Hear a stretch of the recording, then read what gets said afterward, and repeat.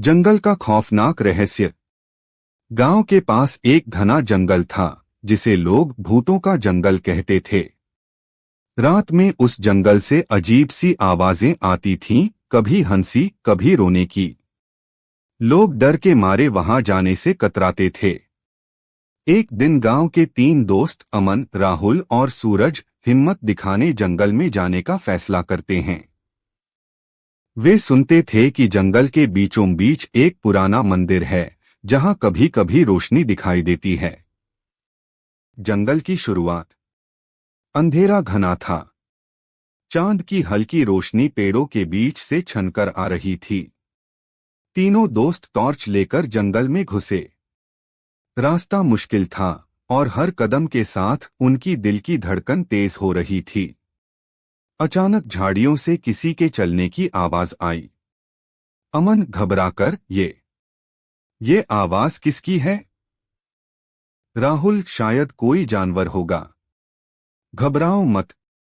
लेकिन जब वे मुड़े तो उन्हें एक सफेद साया दिखाई दिया। वह साया उनके पास आकर गायब हो गया। तीनों डर के मारे कांपने लगे। मंदिर का रहस्य। आगे बढ़ते हुए वे मंदिर तक पहुंचे। मंदिर पूरी तरह टूटा फूटा था, लेकिन उसकी छत से एक हल्की नीली रोशनी निकल रही थी।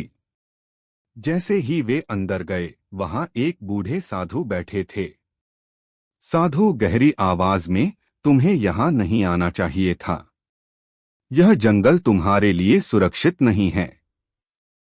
सूरज डरते हुए, बाबा, क्या यह जगह सच में भूतिया है?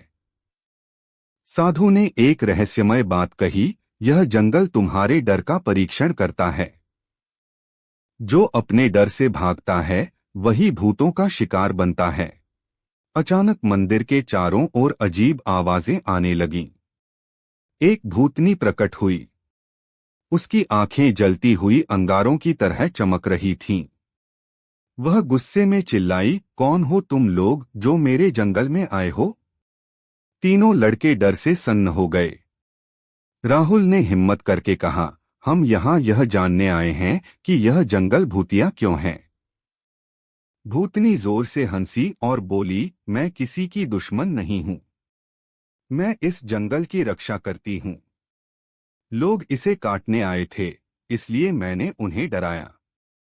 पर अगर तुम यहाँ शांति से आए हो तो जाओ और गांव वालों से कहो इस जंगल को बचाएं। साधु ने बच्चों से कहा, इस जंगल में जो लोग स्वार्थ के लिए आते हैं वे डर से हार जाते हैं, लेकिन जो अच्छाई के साथ आते हैं उन्हें यह जगह कुछ नहीं कहती। तीनों दोस्त समझ गए कि जंगल को भूतिया कहने के पीछे का रहस्य केवल लोगों का डर और लालच था।